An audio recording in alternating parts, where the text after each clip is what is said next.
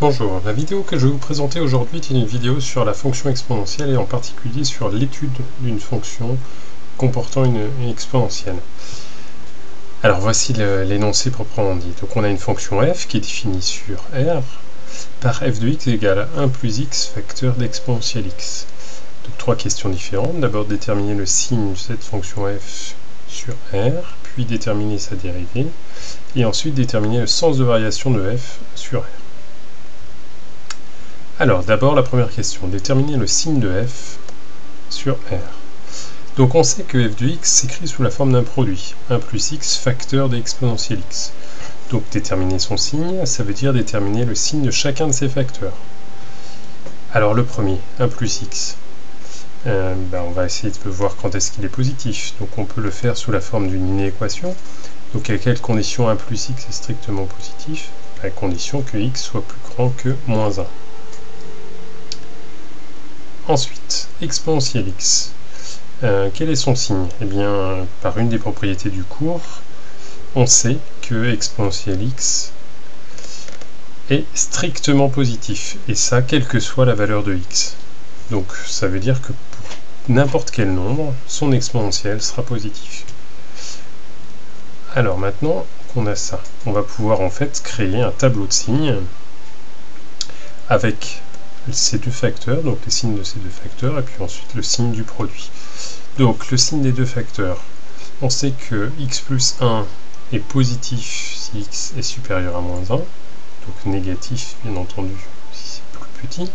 Ensuite exponentielle x est toujours positif, et en dernière ligne, pour avoir le signe de f, on va faire le produit. Produit d'un nombre négatif par un nombre positif donne un nombre négatif, 0 fois n'importe quel nombre va être égal à 0, et le produit de deux nombres positifs donnera un nombre positif.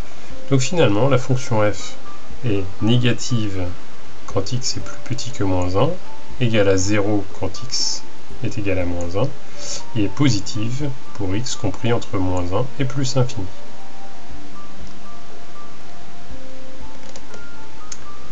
Deuxième question, déterminer la dérivée de f. Donc f est dérivable sur R, puisqu'en fait elle est écrite sous la forme d'un produit de deux fonctions qui sont elles-mêmes dérivables sur R tout entier. Alors, exponentielle x est dérivable sur R, et 1 plus x est dérivable sur R comme fonction polynôme, ou comme fonction infinie si on le souhaite. Alors maintenant, comment déterminer sa dérivée? Donc f de x est écrit sous la forme d'un produit u fois v. Donc dans le cours, on sait qu'un produit u fois v, sa dérivée sera de la forme u' fois v plus u fois v'. Donc du coup, on doit déterminer la dérivée de 1 plus x, donc ce sera u', et la dérivée d'exponentielle x, ce sera v'. La dérivée de 1 plus x est égale à 1, et ensuite la dérivée de v, et bien en fait on va utiliser cette propriété du cours qui dit que la dérivée de l'exponentielle c'est l'exponentielle elle-même. Donc du coup v' de x va être égal à exponentielle x. Donc maintenant on revient à cette formule. La fonction f' de x du coup va être égale à u', c'est-à-dire 1 fois v exponentielle x plus u fois v'. On l'écrit. Parfait. Maintenant, est-ce que ça peut se simplifier? Bien, on voit que on a une somme de deux termes, et dans ces deux termes, on a exponentielle x qui apparaît. Donc du coup, on peut factoriser par exponentielle x. Donc finalement, on se retrouve avec f' de x égale à 1 plus x facteur d'exponentielle x, qu'on va pouvoir simplifier en 2 plus x facteur d'exponentielle x. Donc voilà notre dérivée. Donc cette dérivée est valable pour tout x appartenant à R.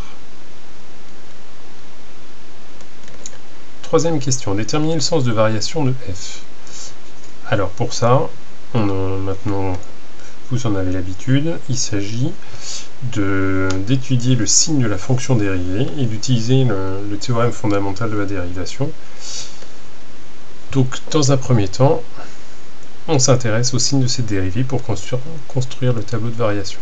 Donc le théorème en question, c'est si la dérivée est positive sur un intervalle i non réduit à un point, alors la fonction f est croissante sur cet intervalle i.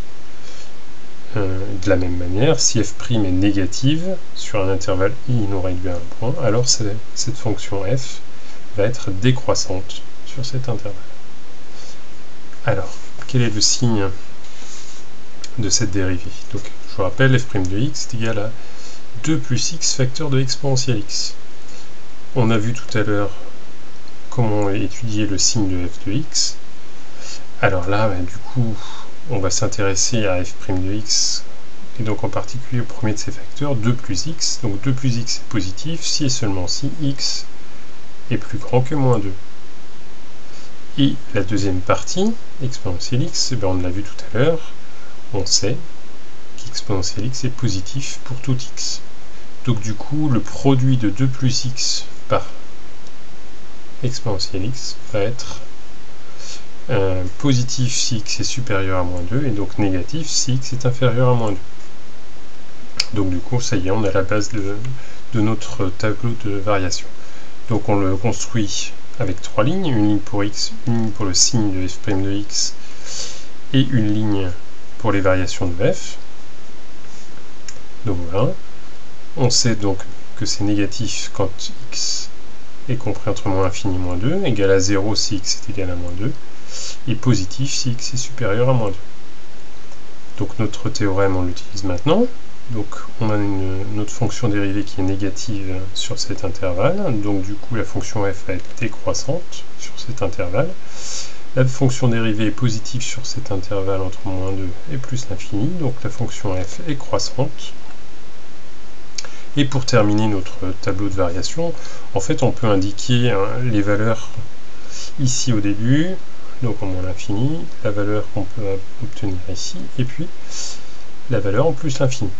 Alors, pour l'instant, en première, vous n'avez pas la théorie sur les limites, mais en utilisant votre calculatrice, vous pouvez très rapidement, en prenant des valeurs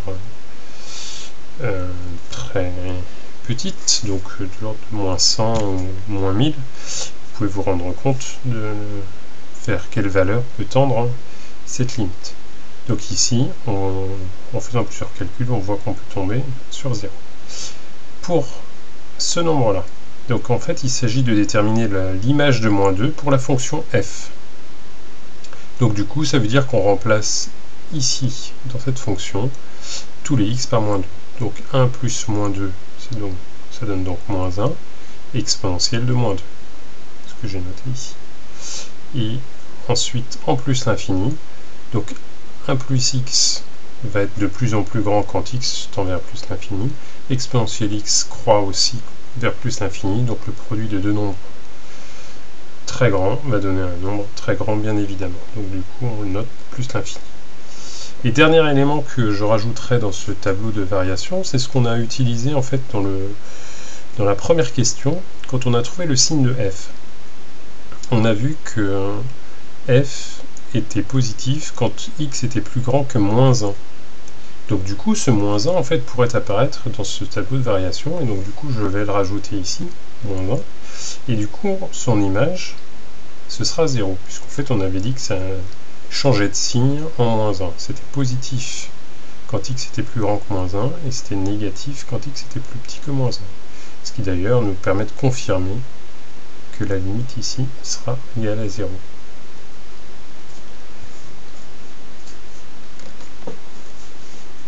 Voilà, c'est la fin de cette séquence.